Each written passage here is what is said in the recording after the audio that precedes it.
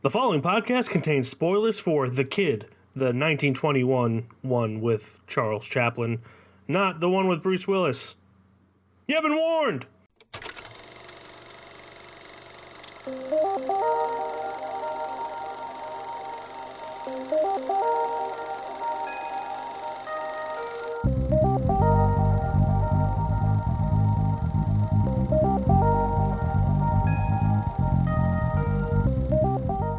What's up, everybody, and welcome back to another episode of KFR News Radio. This is your host, Lynchman Button, along with your host, Miguel Megusto. Hello.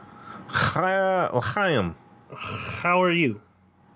Just splendid, as they say. That's great. Glad to hear it. Glad to hear it, Glenn. Did you tell me already? Because my mind's going blank. Did you tell me that they put the watched googly eye? Is it just for everything all at once on Letterboxd, or is it for every movie? No, just for everything everywhere all at once. That's hilarious. That is hilarious. Speaking of that movie, what movies have you seen this year? Oh man, speaking of that movie, it blew my mind just now. We watched Everything Everywhere All at Once this past week here. Can confirm, just checked, it is only on that one. It freaked me out because I looked over and I saw that eyeball. I'm like, what the fuck? Yeah, it's freaky. That was real-time reaction. That was weird. Other than that, I had watched Morbius and The Kid. Morbius, I did a 60-second review on this. Actually, I'm assuming it's coming out on Wednesday, the Wednesday before this one. So, congratulations, you won that. So what did you watch? I watched a bit. I kind of got back into my normal form. I watched, as you already said, Everything Everywhere All at Once with you. We have a review for that on YouTube. Ooh, excuse me. Bless you. Then I had been watching and finished the Jason Bateman produced, Ben Mendelsohn starring miniseries based on a Stephen King book called The Outsider. Phenomenal miniseries. Highly suggest people check that out. It came out in 2020. Never got around to seeing it until now. I've been on a TV show kick lately just because I know it's been weird. It's easy to pump out those episodes when a little baby boy is napping instead of watching a whole ass movie and splitting it between his two naps. But yeah, cannot recommend The Outsider enough. It's a great miniseries. Then I jumped back into the 1001 movies you must see before you die. The one that came up on the random number generator was Salo, or the 120 Days of Sodom. Fuck Italy for making that movie. It is well made, but goddamn is it grotesque. It is horrible. It's essentially an hour and 50 minutes of people being sex slaves against their will, and it's horrible, and it's not enjoyable in the least. Like, it is well made on every front. But it is... Except for that premise there. There's nothing redeeming about it. And I don't I get why people like the artistry of it, but I don't understand why people say you need to see it. Yeah. So, horrible. I'm rarely disgusted by a movie. This makes Human Centipede look tame. What about Pink Flamingo?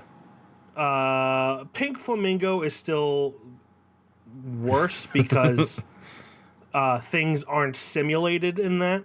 Yeah. Whereas in this,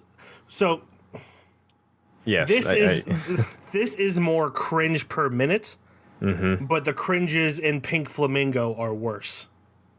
If that makes sense. Yeah, that makes sense. And in Pink Flamingo, everyone is consenting to it. And in this, yes, the actors are consenting, but the characters are not consenting to it. So it is horrible. But it also has a shit-eating scene, so there's that.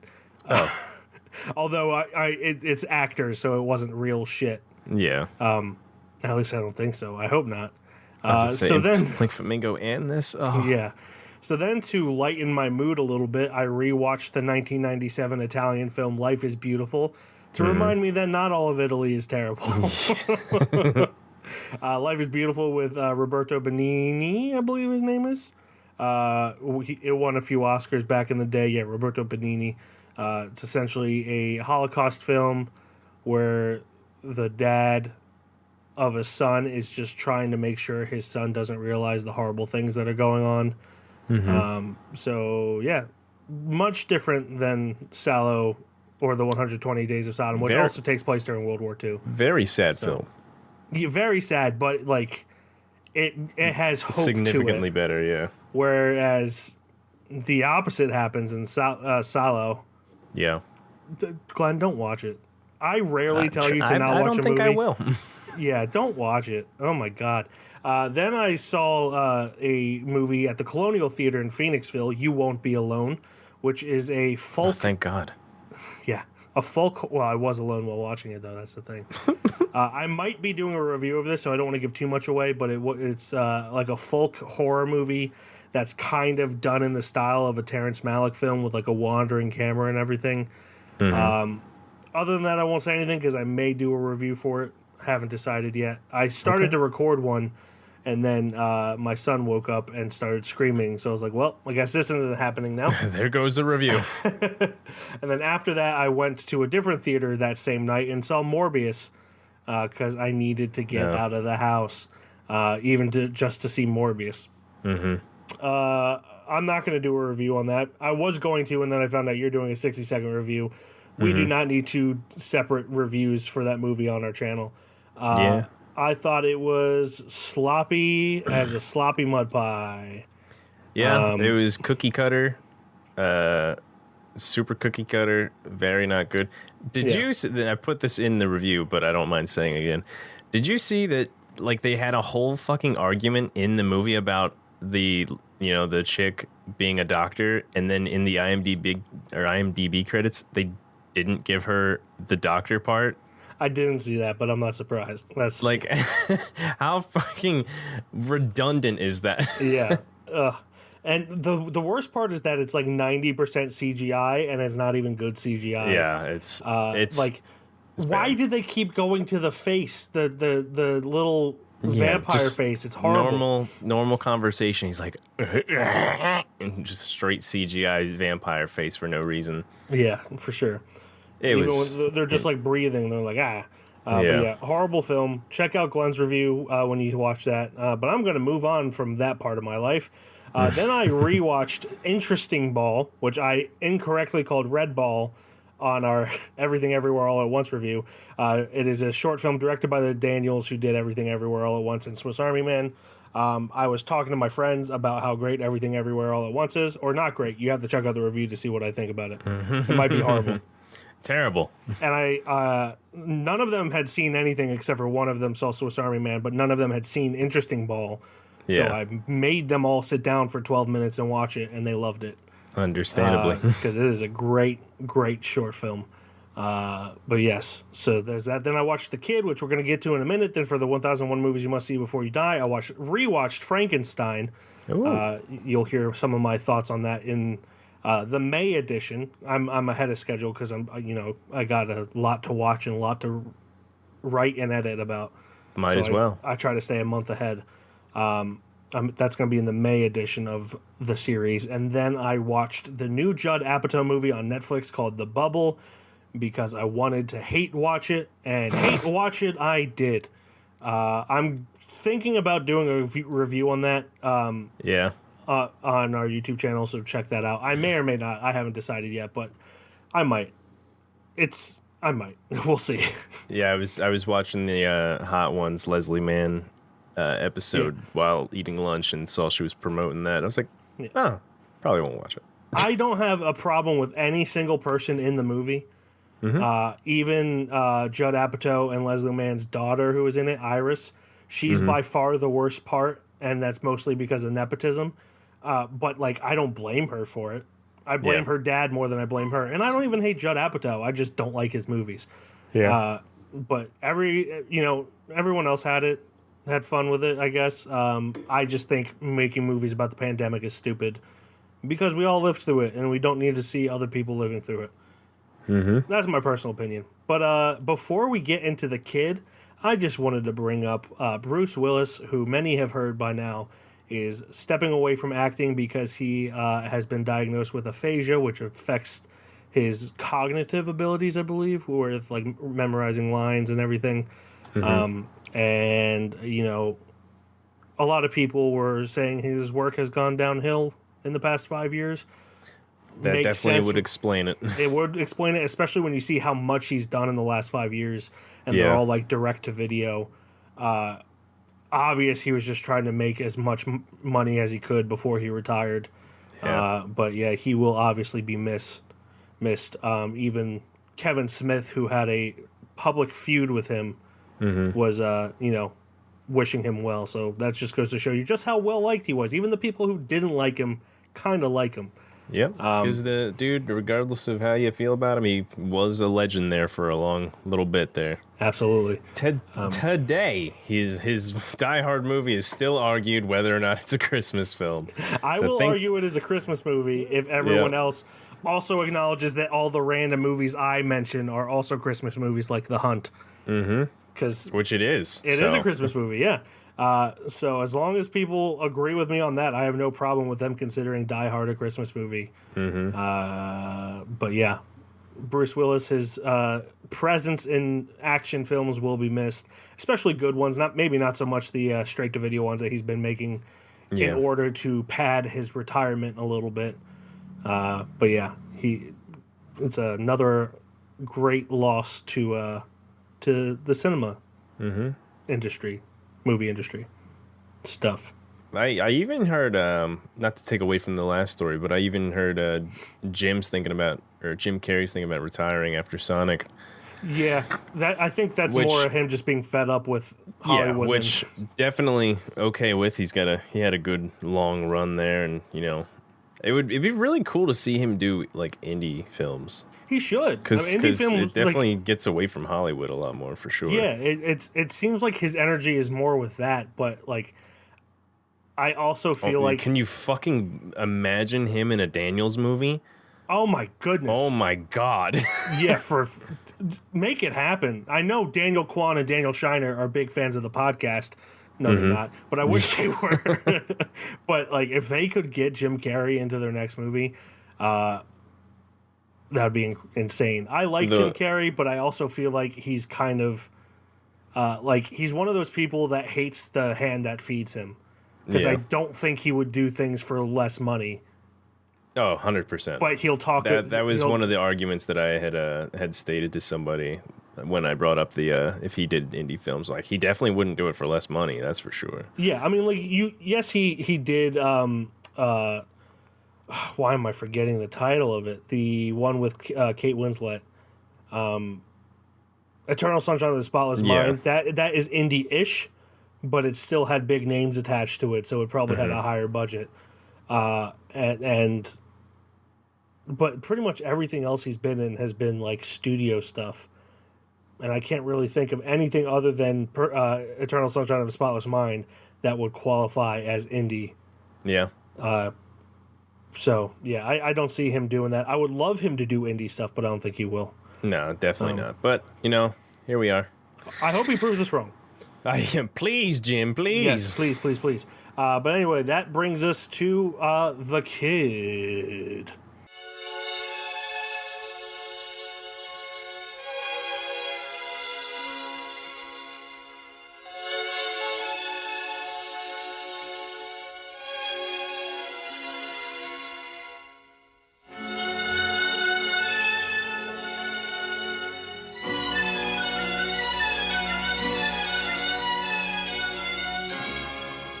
The tramp cares for an abandoned child, but events put their relationship in jeopardy. Yes, written and directed by Charles Chaplin, also known as Charlie Chaplin, starring Charlie Chaplin, Edna Purviance, Jackie Coogan, Carl Miller, and a bunch of other people who no one will know, but were probably really famous in the 20s.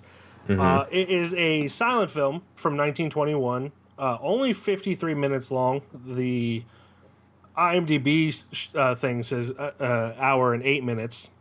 Yeah, it really depends on what website you're going to. Yeah, on HBO it's 53 minutes long. I had read here that apparently he had taken some scenes out of an interpretation of the film.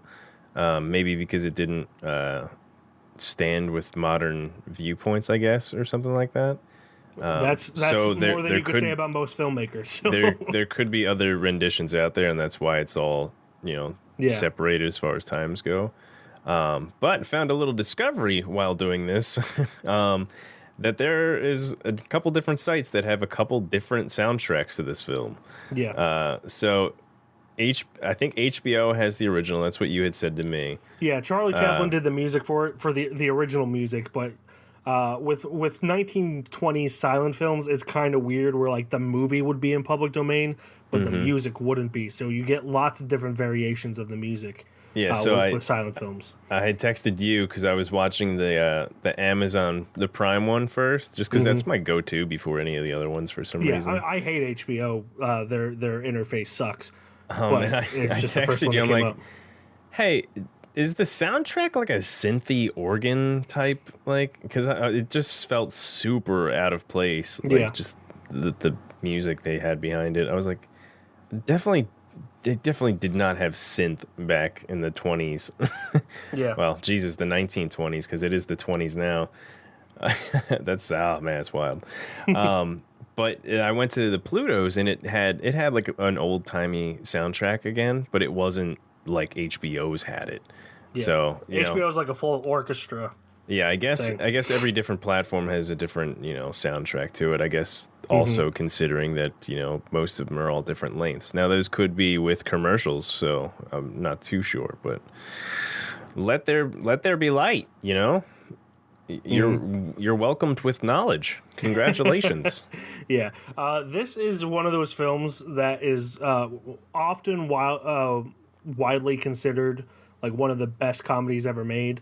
But is also like a footnote that people say is like it's also has very sad moments in it, and that rings true even still.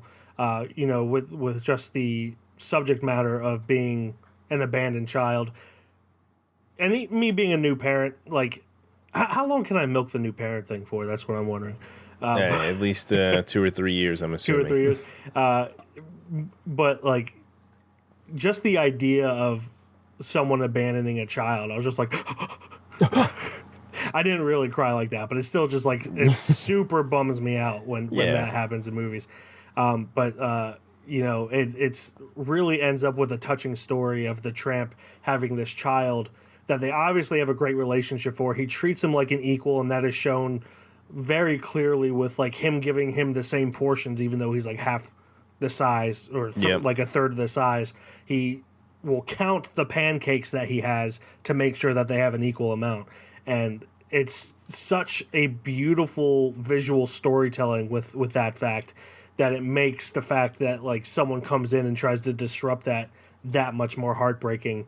And Jackie Coogan in this as the kid he's great. He's like the child actors from back then up until pretty much recently were like really bad. Yeah. Just because they didn't have that natural thing. They were taught how to act. Yeah, movies were also just like a thing coming around, pretty much. Yeah. But they were taught how to act and would overact to the point where it was not realistic. Like I don't have a problem with Shirley Temple, but she's a good example of this, where she just kind of like. You could tell she's acting, whereas with Jackie Coogan in this, so natural in how he's just hanging out beating kids up. He's hanging out beating kids up. Best scene in the movie, by the way. Yeah. But like when they take him away from Charlie Chaplin, like it looks like they just destroyed his life. Yeah. And I was very impressed with that. So yeah, Jackie Coogan really impressed me in this, including his fighting skills. He had right hooks, left hooks, undercuts. Absolutely. And it got me sitting here thinking, has the tramp ever lost a fight? I don't think he has, at least not permanently. Yeah, because he might be knocked down and then lose like a round, but he always comes back. Yeah, got me thinking about that after watching this one, because I don't know how many Chaplin films I've watched, but I think 3 or 4. and he's never lost a fight. Yeah. My man, I know there's one movie where like he's in a boxing ring boxing a dude, and he's I think that's called City Lights. I haven't seen it, but I know it's called City I Lights. watched that scene, and it's just hilarious just to see him just bobbing and weaving and then just bonking the dude. Is that the one where he kind of does like the foot movement like he's dancing, and then just like lightly punches him? Yep. And then like hides behind the ref and everything. Yeah, that's great. It's really funny. Yeah, but I was just reading that Charlie Chaplin and Jackie Coogan, apparently their relationship off screen was just as strong, and that they would go hang out at amusement parks before filming, just to get that relationship really going. So that probably really helped with the the relationship that they had. Also, this is the movie that caused the Coogan Bill, which is a law that ensured parents could not steal the money that their children made from acting, because Jackie Coogan's mother and stepmother spent all his money before he reached adulthood. Well, this is one of them. It's not the movie, but it's one of the movies. Yeah, because he was a very, very popular child actor after this movie. Yeah, he was. But this is just such a heartwarming movie. It's got heartbreaking movie. Because, heartbreaking too, yeah. I don't know if you read the production on the wiki here, but apparently he was like writing this before Chaplin's infant child passed away. Oh, that sucks. And then it passed away like a week or two. I don't know where I just saw that, but a week or two before production started. So like, that's 10 days before production began. So I can only imagine, just how hard it was for him to just make this during all that. And then after production, his wife divorced him. Yeah, I mean, losing a child's very hard to go through. Somebody divorced somebody there, but regardless, this whole thing was just off screen and on is just very heartbreaking. And this apparently took 5.5 months to film, which is long. It's a long shoot for movies nowadays, let alone a movie in the 20s when things were pumped out like every 2 weeks. And it's only 53 minutes long, hour and 8 at the longest. So like 5.5 months for that just shows you like how much this movie meant to him. And honestly, the loss of his child probably had a huge part to play. That and the divorce, no doubt. And divorce, yeah. Definitely using it as like a way to escape from his life in a way. Because apparently it said Chaplin and his associates smuggled the raw negatives to Salt Lake City, reportedly packed in coffee cans, which is the most boomer thing I've ever read in my life. And then they edited it in a hotel room. So that's crazy. Yeah. Going back to the fight where Jackie Coogan's fighting the bigger kid and like absolutely destroying that kid. My favorite part of that is when the older brother of that kid is just like, if your kid beats my kid, I'm going to beat you up. So then he pushes Jackie Coogan over and like puts his foot on his chest. He's like, "Oh, your kid won." Between that scene and the scene in the beginning where they're getting chased by the one cop, and like he's walking away with the glass on his back, and Jackie Coogan's running up to his like back and be like, "Oh, look, Tramp, we did it, we did the thing, we did the." He's just pushing him and nudging him with his foot, like, "Get away from me, get away from me, get away from me." Great physical comedy, which obviously is Charlie Chaplin's forte, but yeah, it's such great little things like that. And again, I'm kind of all over the place here, but with the respect that he showed the kid when they finally take the kid away from him, it really just they do a great job of juxtaposing. Like, while yes, he and the kid are living in poverty, it is much better than him going to an orphanage because the runner of the orphanage does not treat him with the same respect that the tramp does, where like he puts him in the back of a truck, by the way, not like a front seat or anything, back of the truck, like he's cattle, and then puts his hand on his face and pushes him away. Just like little things like that to show that while they live in poverty, the system is not going to treat this kid as well as the tramp does. It's just little touches like that really sell this story and make it that much more touching and heartbreaking when it is heartbreaking. Also, the name of the orphanage was called like a something orphanage asylum too. Yeah, I mean, I don't think asylum had the same negative connotation. I mean, it probably did, but it got a giggle out of me. I'm like, what the fuck? Yeah. But I really enjoyed this movie. It's a classic for a reason. Jackie Coogan is adorable in it. Yeah. And it was a lot more serious than I thought it would be. The only thing that took me out of it for a second was the dreamscape part, where like there's a bunch of angels and everything floating around. Towards the end. Yeah, and then there's just a whole 5-minute sequence of that. Yeah. That's the only thing that took me out of it for a second. But I mean, then the ending kind of reels it back in. And, the police officer wakes him up and takes him to the mother and the child. Yeah. Which,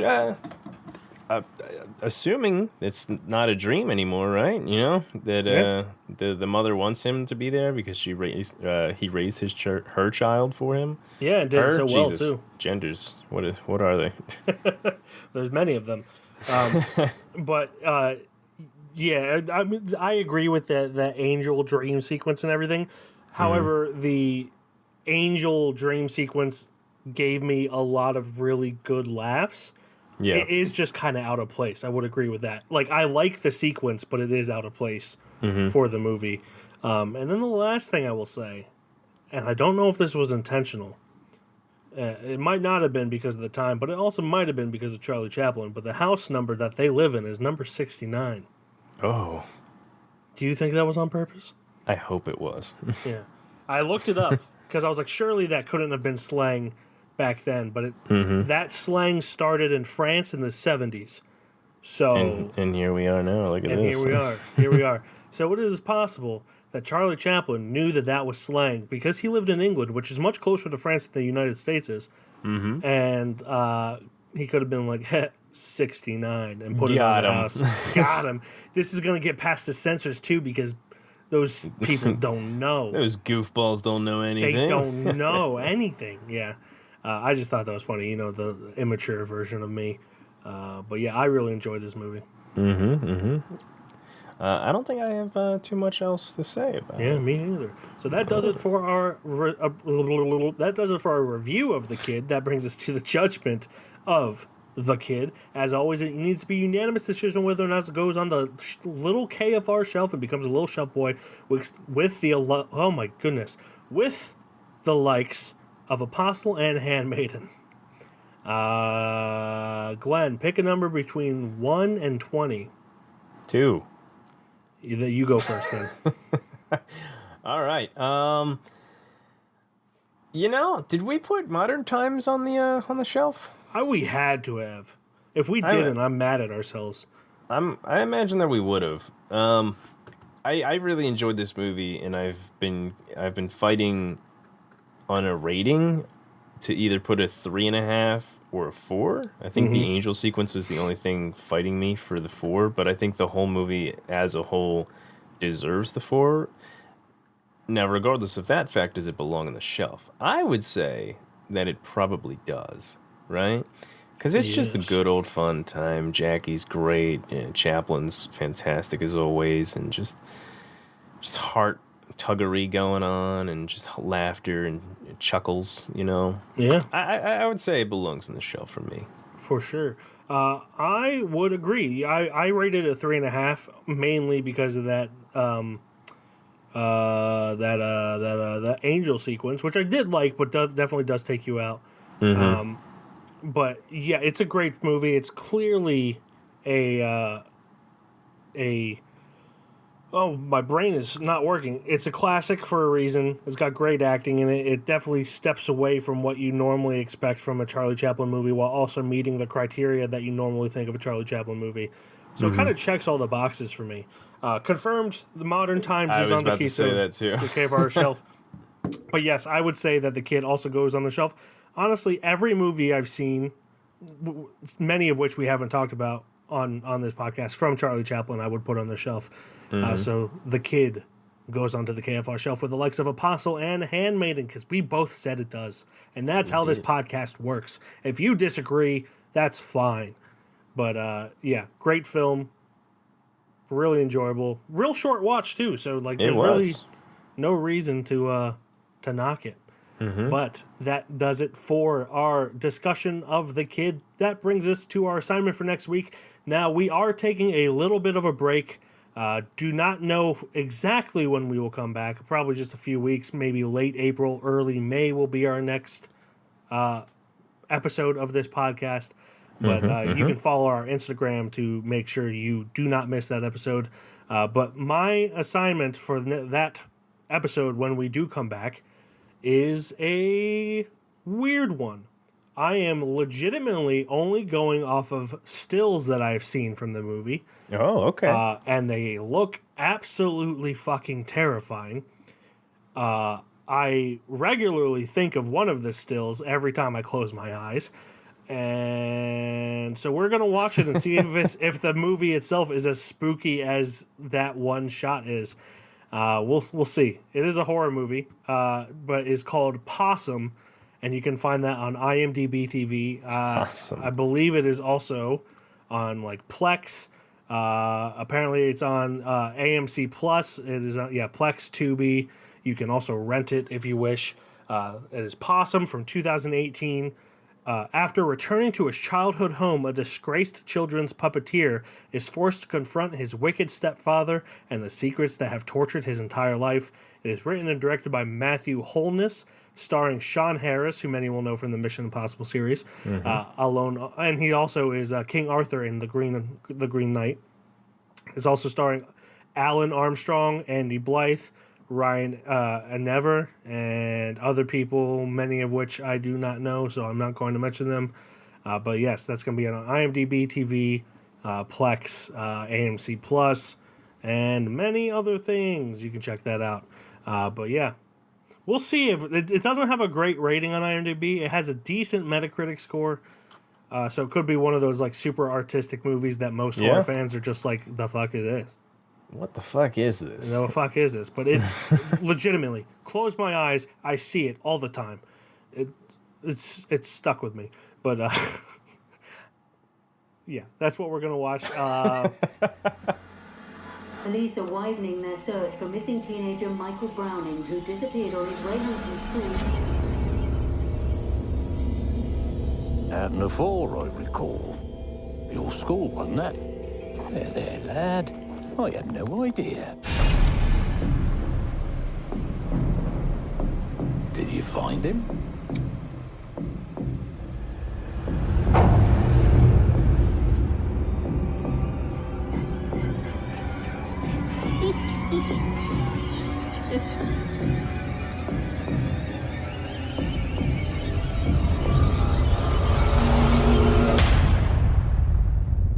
My guess is probably early May is when that will come out, but you can follow our Instagram. Thank you, everyone, for listening. As always, you can check out our website, www.keystonefilmreview.com. On Instagram, we're Keystone_film_review. Twitter, Keystone_film. Facebook, Keystone Film Review. YouTube, Keystone Film Review. TikTok, Keystone Film Review. And on Letterboxd, I'm Mike KFR. And I am Clan KFR. And that will do it until next time when we watch Possum.